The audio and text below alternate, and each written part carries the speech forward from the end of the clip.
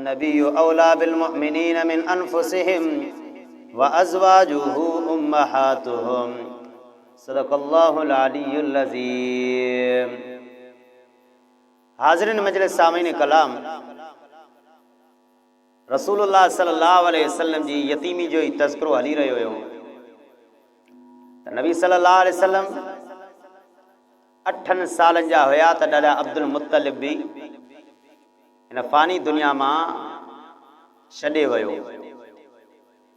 ऐं अजीब इत्तिफ़ाक़ आहे, ॾाॾा अब्दुल मुत्तलिब मक्के में सखिन में सखी आहे। जेको बि घर में हूंदो हुयो हाजन तां लुटाए छॾींदो हुयो।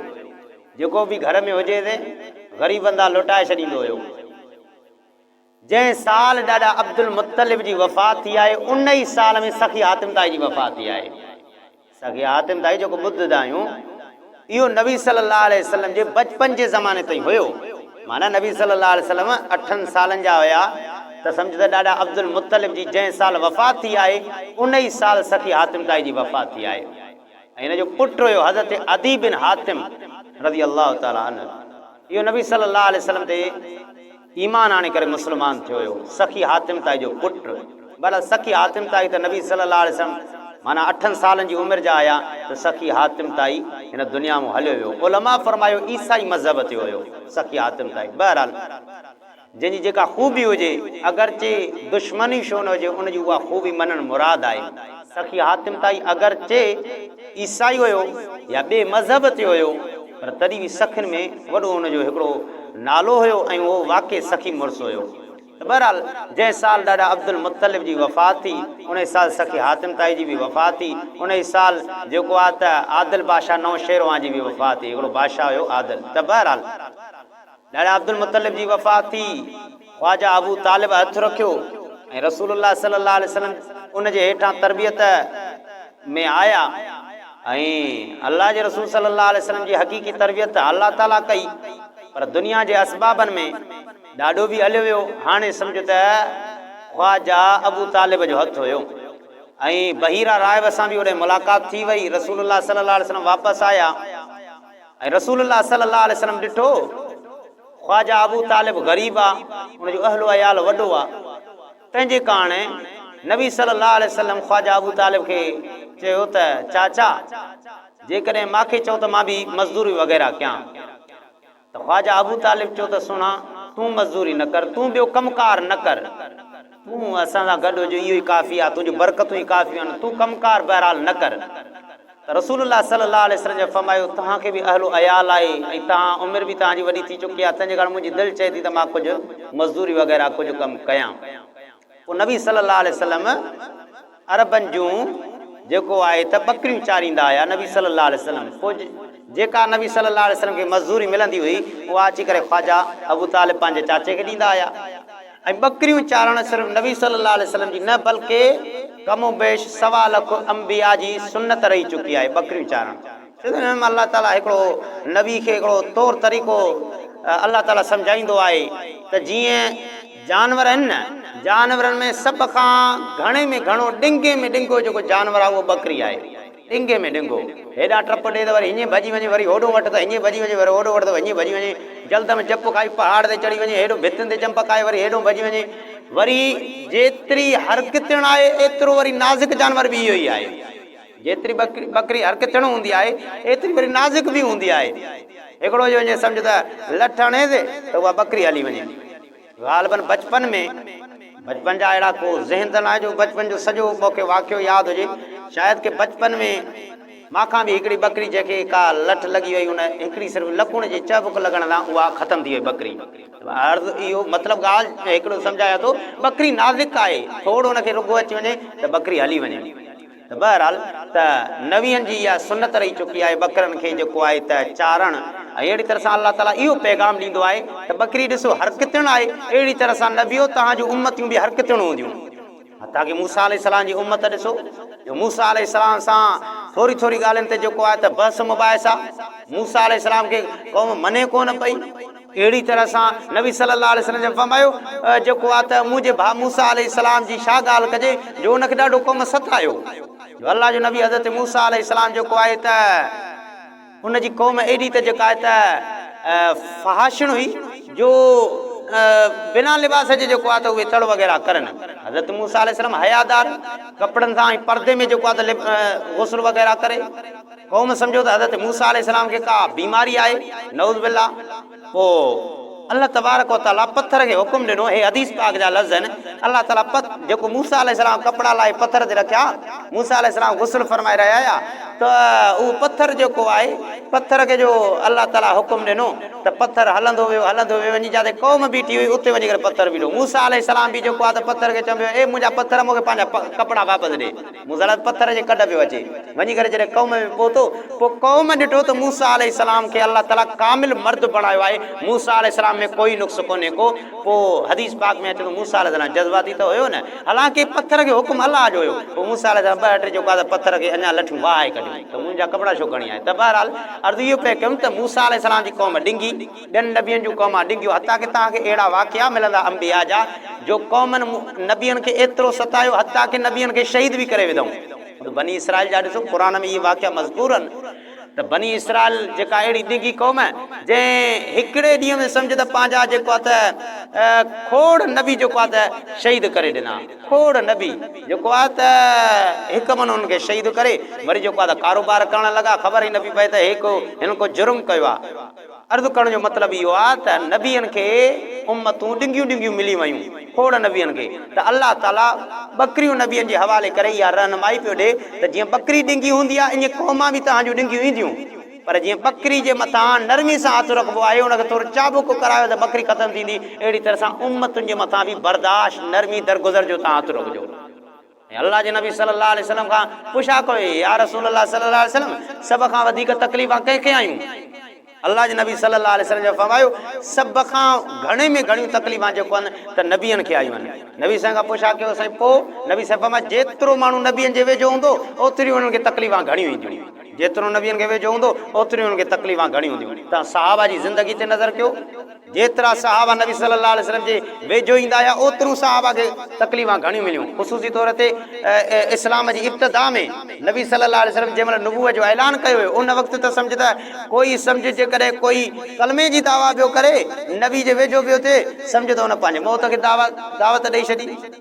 त बहरहाल नबियनि जूं क़ौमूं ॾिंगियूं। अल्लाह ताला नबियनि खे बकरियूं ॾेई करे इन मां हिकिड़ी रहनुमाई पियो ॾे त पंहिंजी क़ौमुनि जे मथां नरमी सां हलिजो ऐं क़ौमूं तव्हांजूं ॾिंगियूं पैदा थींदियूं। त बहरहाल ऐं बकरी में बरकत बि हूंदी आहे, बकरियुनि में बरकत बि हूंदी आहे। माण्हू इन हिसाब सां बकरियूं जेकॾहिं रखे त नबियनि ने जेको आहे त बकरियुनि जे मथां हथु रखियो आहे इन हिसाब सां बकरियूं चारे त सुनत सम्झी त हिन में त अञा वधीक अञा बहितरीनु बरकत बि आहे, सवाब बि आहे ऐं बकरी में बरकत बि हूंदी आहे। इन जे कारण जेको आहे त कंहिं इब्राहिम बिन आदम खां पुछा कई त साईं बरकत जो को मिसाल ॾियो, बरकत चइबो छा कया?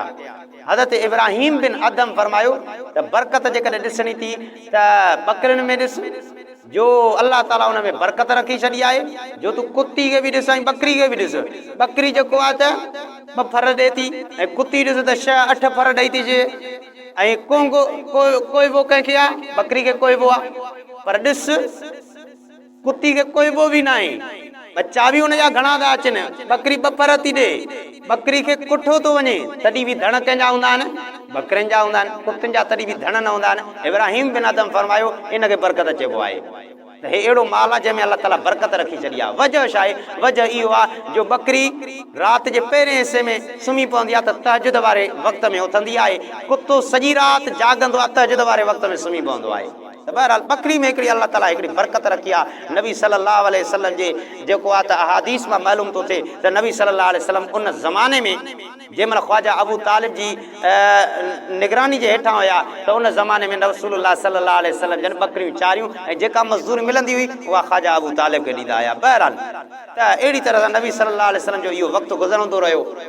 12, 13, 14, 15 सालनि जा नबी साईं सल्लल्लाहु अलैहि वसल्लम जॾहिं थिया त अरब जे अंदरि हिकिड़ी जंग शुरू थी वई कुरैश जी ऐं कैस हिकिड़ो कबीलो हुयो, कैस कबीले ऐं कुरैश जी पाण में जंग शुरू थी वई। अल्लाह जी कुदरत जंग शुरू थी वई। नबी सल्लल्लाहु अलैहि वसल्लम उन में कुरैशिन जे तरफ़ां हिसो त वरितो लेकिन नबी साईं कंहिंजे मथां हथु कोन कयूं ऐं अॻिते हली करे इहे ई पाण में जेको आहे त जंगियूं ख़त्म थियूं, इन्हनि कबीलनि पाण में हिकिड़ी मीटिंग कोठाई, चवंदा बाबा हाणे ॻाल्हि ॿुधो, असां सभु कबीला हिक ॿिए सां विढ़दासीं न। ॻाल्हि इहा आहे त जेको बि मज़लूम जे मथां ज़ुल्म कंदो हाणे सभु कठे थी करे उन ज़ुल्म जे ख़िलाफ़ु आवाज़ उथारींदासीं, उन ज़ुल्म जे ख़िलाफ़ु आवाज़ उथारींदासीं। इहो नबी सल्लल्लाहु अलैहि वसल्लम जी 15 साल उमिरि ऐं 8 महीना हुई त इहो जेको इजलास क़ाइमु कयो हुयो, जंहिंखे हल्फुल फुज़ूल बि चयो वेंदो आहे, त नबी सल्लल्लाहु अलैहि वसल्लम खे इहा ॻाल्हि ॾाढी पसंदि आई। नबी साईं हिन में शिरकत बि कई त वाक़ई मज़लूम जो साथ ॾिनो वञे।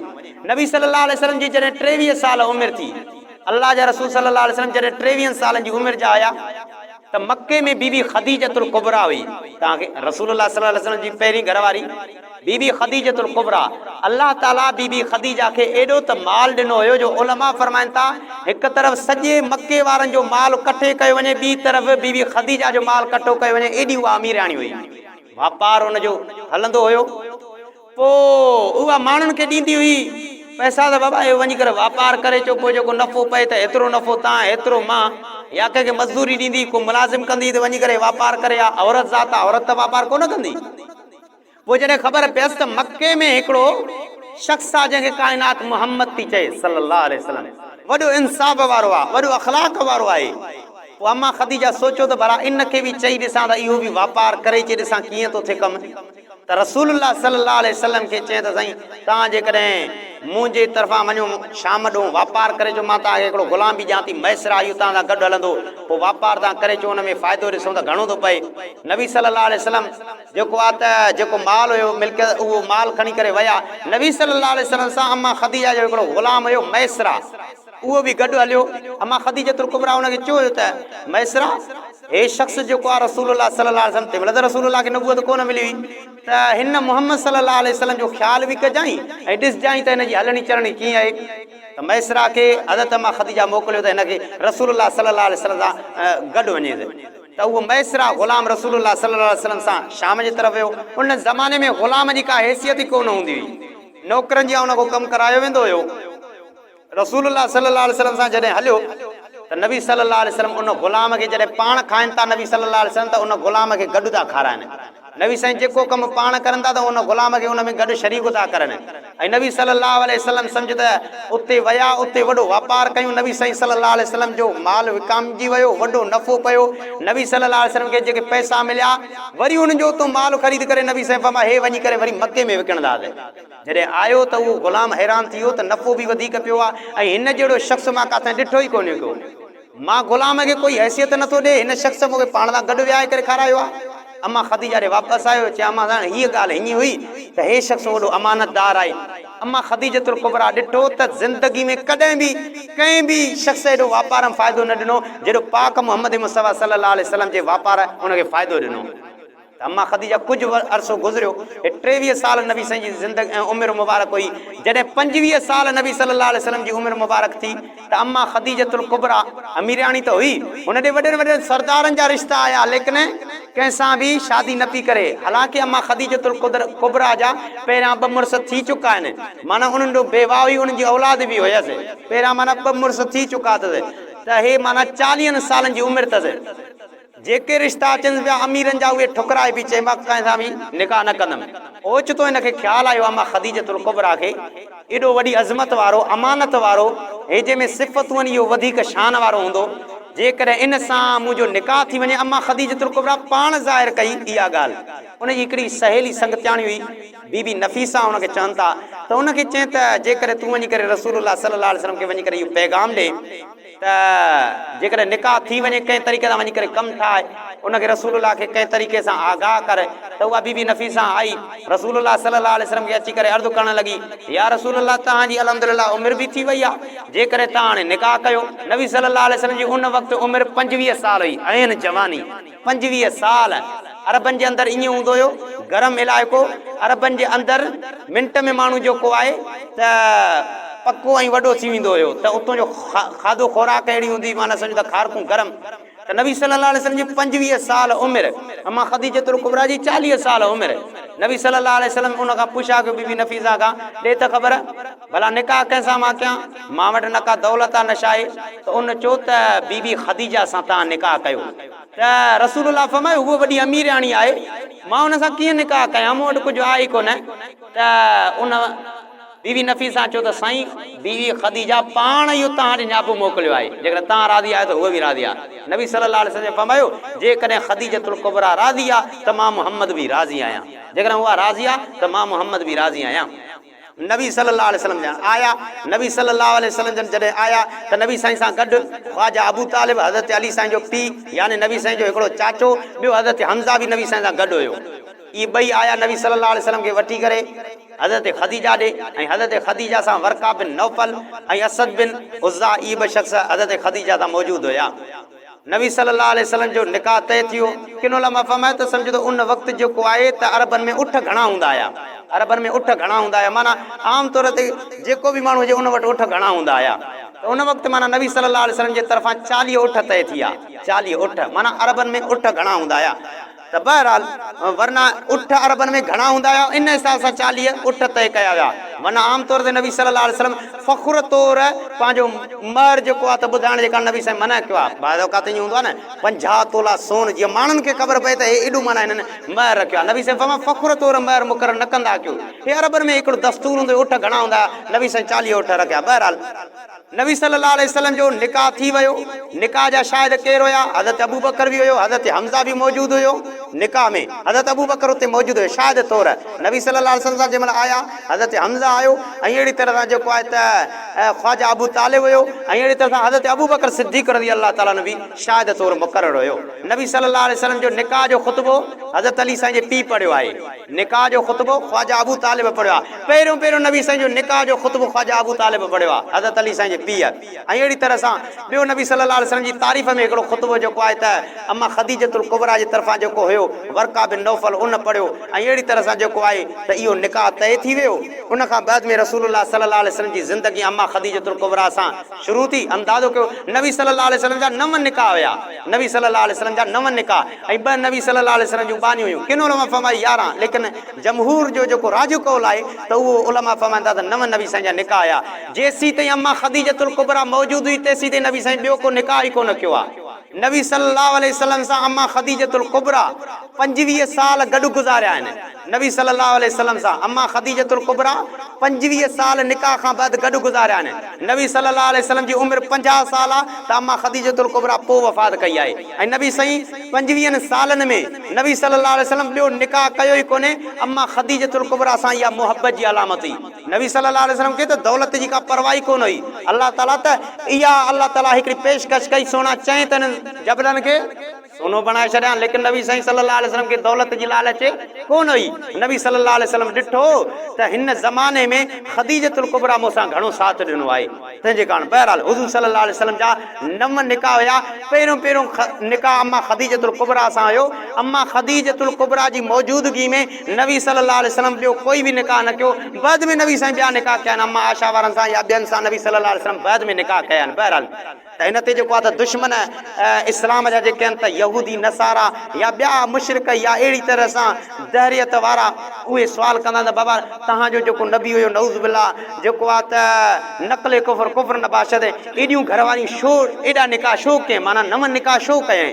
त अंदाज़ो कयो हालांकि यहूदिन जा जेके नबी रही चुका आहिनि वॾा वॾा नबी, उन्हनि जूं घणियूं शादियूं हुयूं। हज़रत सुलेमान अलैहिस्सलाम जूं 100 शादियूं हुयूं। हज़रत सुलेमान अलैहिस्सलाम जूं 100 शादियूं हुयूं। ऐं अहिड़ी तरह सां जेको आहे त उन खां वधीक बि किन नबियनि जूं शादियूं हुयूं। त बहरहाल नबी सल्लल्लाहु अलैहि वसल्लम जेके निकाह कया उन में बि खोड़ वजह हुया। हिकिड़ा त इहे वजह हुया, अरबनि में जॾहिं कंहिंसां रिश्तो जोड़ियो वेंदो हुयो त उन सां सम्झ त रिश्तो ऐं उन सां ठाह जी हिकिड़ी अलामत हूंदी। नबी सल्लल्लाहु अलैहि वसल्लम जो इहो हिकिड़ो ख़्यालु हुयो त खोड़ जेका त निकाह कया वेंदा तव्हां त सभिनि सां ठाह थी वञे, हिकिड़ो सम्झ त ख़ानदान थी वञे। ऐं अहिड़ी तरह सां जेको आहे त नबी सल्लल्लाहु अलैहि वसल्लम घणा निकाह कया। तव्हां त घर वारनि खे जेकियूं ॻाल्हियूं दीन जूं ॿुधायूं वेंदियूं उहे वरी ॿियनि औरतुनि खे ॿुधाईंदियूं। ज़ाहिरी ॻाल्हि आहे हिकिड़ो मर्द त औरतुनि खे नथो ॿुधाए सघे, बाज़ औक़ात ज़ैफ़ाना मसइला हूंदा आहिनि। नबी सल्लल्लाहु अलैहि वसल्लम उहे अज़वाज मुतहरात ॿुधाया ऐं अल्लाह ताला अहिड़ियूं त अज़वाज मुतहरात ॾिनियूं जेके सम्झ त कामिल अकुल वारियूं हुयूं। बहरहाल इहे अॻिते खोड़ ॻाल्हियूं अचनि थियूं, काफ़िरनि जा एतिराज़ उन्हनि जा जवाबात, अम्मा आशा जे निकाह वक़्तु। बहरहाल हुज़ूर सल्लल्लाहु अलैहि वसल्लम जा 9 निकाह हुया। ऐं नबी खे अल्लाह ताला ताक़त घणी ॾींदो आहे। दुनिया जा 4000 माण्हू हुजनि एॾी अल्लाह ताला नबी खे ताक़त ॾींदो आहे। त बहरहाल हुज़ूर सल्लल्लाहु अलैहि वसल्लम 9 निकाह कया। पहिरियों निकाह अम्मा ख़दीजतुल कुबरा सां थियो। ऐं नबी सल्लल्लाहु अलैहि वसल्लम जी समझ त सॼी औलाद सिर्फ़ हज़रत इब्राहिम को सिवा सॼी औलाद अम्मा ख़दीजतुल कुबरा जे पेट मुबारक में आहे। पहिरियां नबी सल्लल्लाहु अलैहि वसल्लम के जेका औलाद ॼमी हज़रत ज़ैनब ऐं नबी सल्लल्लाहु अलैहि वसल्लम के 4 न्याणियूं हुयूं, अम्मा ज़ैनब, अम्मा रुक़ैया, अम्मा उम्मे कुलसूम, अम्मा फातिमा। ये 4 ही न्याणियूं नबी सल्लल्लाहु अलैहि वसल्लम के अम्मा ख़दीजतुल कुबरा में हुयूं। ऐं नबी सल्लल्लाहु अलैहि वसल्लम जा 3 पुट हुया। आमतौर ते 4 ॿुधायो, 3 पुट जेको राज जो कौल आहे 3 जो कौल आहे। नबी सल्लल्लाहु अलैहि वसल्लम जो पहिरियों पुट कासिम, इहो बि अम्मा ख़दीजतुल कुबरा जे पेट मुबारक में हुयो। ॿियो पुट नबी सल्लल्लाहु अलैहि वसल्लम जो हुयो अब्दुल्ला, जंहिंखे तव्हां तैयब ताहिर ॿुधंदा आहियो। नबी साईं जा पुट, इहे पुट न बल्कि पुट जो लक़ब हुयो। हज़रत अब्दुल्ला जेको नबी साईं जो 2 नंबर पुट हुयो, नबी साईं हुनखे तैयब कोठींदा हुआ, अम्मा ख़दीजा हुनखे ताहिर कोठींदी। तैयब ताहिर हुन जा लक़ब आहिनि। 3 नंबर ते नबी सल्लल्लाहु अलैहि वसल्लम जो पुट आहे हज़रत इब्राहिम, जेको नबी सल्लल्लाहु अलैहि वसल्लम के जेको आहे त अम्मा मारिया किब्तिया जे पेट मुबारक में ॼायो हुयो। ऐं इहो हज़रत इब्राहिम सिर्फ़ मदीने में ॼायो, बाक़ी सॼी औलाद नबी सल्लल्लाहु अलैहि वसल्लम खे जेका अम्मा ख़दीजतुल कुबरा मां हुई उहा मके में ॼाई आहे, के नुबूअत खां अॻु के नुबूअत खां बाद। छो त अम्मा ख़दीजतुल कुबरा जी ज़िंदगी मके में हुई, मदीने ताईं अम्मा ख़दीजतुल कुबरा कोन हली। बहरहाल हुज़ूर सल्लल्लाहु अलैहि वसल्लम अम्मा ख़दीजतुल कुबरा सां निकाह कयो ऐं हुज़ूर सल्लल्लाहु अलैहि वसल्लम अम्मा ख़दीजतुल कुबरा जे निकाह वक़्तु ॿिए कंहिं सां बि निकाह कोन कयो। ऐं पहिरियों रसूलुल्लाह ते औरतुनि मां ईमान आणण वारी अम्मा ख़दीजतुल कुबरा आहे। ऐं ॿाननि में ईमान आणण वारो हज़रत ज़ैद बिन हारिस आहे। ऐं वॾड़नि में ईमान आणण वारो मर्दनि में हज़रत अबू बकर सिद्दीक़ आहे। नंढड़नि में ईमान आणण वारो बच्चनि में हज़रत अलीउल मुर्तज़ा शेर ख़ुदा आहे। त बहरहाल हुज़ूर सल्लल्लाहु अलैहि वसल्लम अम्मा ख़दीजा सां जेको आहे त निकाह कयो। ऐं नबी सल्लल्लाहु अलैहि वसल्लम अम्मा ख़दीजा जी वफ़ात खां बाद बि अम्मा ख़दीजा सां एॾी त मुहबत कंदा हुआ जो जेका शइ ईंदी हदीअ में उनजी सहेलियुनि ॾे मोकिलींदा हुआ। इन जे कारण अम्मा आयशा रज़ी अल्लाह तआला अन्हा फरमाए थी, मागिरतु अला अहद मिन निसाए रसूलुल्लाह सल्लल्लाहु अलैहि वसल्लम। अम्मा आयशा फरमाए थी, मूंखे रसूलुल्लाह जी घर वारनि मां कंहिं ते बि एॾी गैरत न ईंदी जेॾी अम्मा ख़दीजा ते गैरत ईंदी। रगत थींदो आहे न, इंसान आहे, इंसानी फितरत में आहे। नबी सल्लल्लाहु अलैहि वसल्लम नबी सिर्फ़ु गुनाह खां महफ़ूज़ हूंदा आहिनि, बाक़ी इंसानी फितरत मुताबिक़ इनखे बि गुनाह त कोन चइबो। इंसानी हिकिड़ी फितरत आहे, इनखे गुनाह कोन चइबो। जॾहिं कंहिं इंसान जी 2 घर वारियूं हूंदियूं आहिनि त हिकिड़ी में इंसानी फितरत मुताबिक़ थोरी जज़्बात घणी हूंदी आहे, ॿी में जज़्बात ॿी हूंदी आहे। अहिड़ी तरह सां जंहिंखे चइबो आहे त असां जीअं सिंध में चवंदा आहियूं त पहाजण, लेकिन नबी सल्लल्लाहु अलैहि वसल्लम जे घर वारनि जे बारे में त अहिड़ो लफ़्ज़ नऊज़ बिल्लाह इस्तेमालु न आहे करणो। लेकिन हिकिड़ी इंसानी फितरत मुताबिक़ अम्मा आशा में हिकिड़ा जज़्बात हुया घर वारी जी मुहबत जा। त अम्मा आशा फरमाए थी, ॿियनि घर वारनि खां वधीक मूंखे अम्मा ख़दीजा ते ॾाढी जेको आहे त गैरत ईंदी। छो? नबी सल्लल्लाहु अलैहि वसल्लम जंहिं महिल चवनि त नबी साईं फरमायो ख़ालिद ख़दीजा हीअं ॻाल्हि कई हुई। नबी सल्लल्लाहु अलैहि वसल्लम फरमाया कदा फ़अलत ख़दीजा वरी हीअं कमु कयो हुयो, हीअं ख़दीजा। अम्मा आशा फरमायो या रसूल अल्लाह, अम्मा ख़दीजा जो रसूलुल्लाह जंहिं महिल तज़किरो कंदा हुआ, अम्मा आशा फरमाए थी या रसूल अल्लाह, ख़दीजा जेका मरी वई आहे, हाणे जेका पोड़ी हुई, जेका मरी वई हाणे थोरा वक़्तु हुनखे गुज़रियो, तव्हां हुनखे हर हेॾो तज़किरो कंदा आहियो। साईं उहा त गुज़री वई न, हाणे जेको आहे त हाणे ॿियूं असां घर वारियूं आहियूं, असांजा के तज़किरा। त नबी सल्लल्लाहु अलैहि वसल्लम जन कावड़ में अची विया। नबी साईं सल्लल्लाहु अलैहि वसल्लम फरमाया आशा इन बारे में न चओ, छो त मूंखे उन ज़माने में जंहिं ॿियो कोई बि अलाह ख़ुदा कंहिं ॿियो कंहिं साथ न ॾिनो, उन ज़माने मूंखे ख़दीजा साथ ॾिनो हुयो। त नबी सल्लल्लाहु अलैहि वसल्लम खे आख़िर ताईं अम्मा ख़दीजा प्यारी हुई। ऐं इन ई अम्मा ख़दीजा जे नस्ल मां ई न, अम्मा ख़दीजा जे पेट मां ई त सैयद ख़ानदान हलियो आहे न। अम्मा फातिमा अम्मा सैयद ख़दीजा जे पेट मां हुई न। ऐं नबी सल्लल्लाहु अलैहि वसल्लम जो इतो नस्ल वधियो आहे। त बहरहाल इहा हिकिड़ी जेको आहे त नबी सल्लल्लाहु अलैहि वसल्लम जो अम्मा ख़दीजा रज़ी अल्लाह तआला अन्हा सां हिकिड़ो निकाह थी वियो। ऐं नबी सल्लल्लाहु अलैहि वसल्लम जा अॻिते हालात अचनि था त उते छा थियो, अॻियों वाक़ियो थियो अचे त अम्मा ख़दीजा जी ज़िंदगी में ई हिकिड़ो वाक़ियो थियो हुयो हज़रत ज़ैद बिन हारिसा जो। हयाती रही त हुनखे बयानु कयो वेंदो।